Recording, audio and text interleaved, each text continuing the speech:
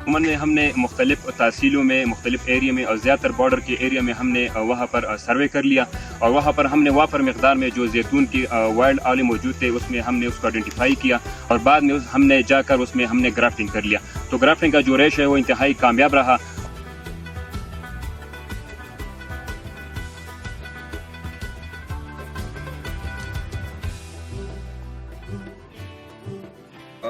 وادی تیرا میں سینکڑوں کی تعداد میں زیتون کے جنگلات ہیں جن کی دیکھ بھال کی جا رہی ہے تاکہ ان کی حفاظت کی جا سکے۔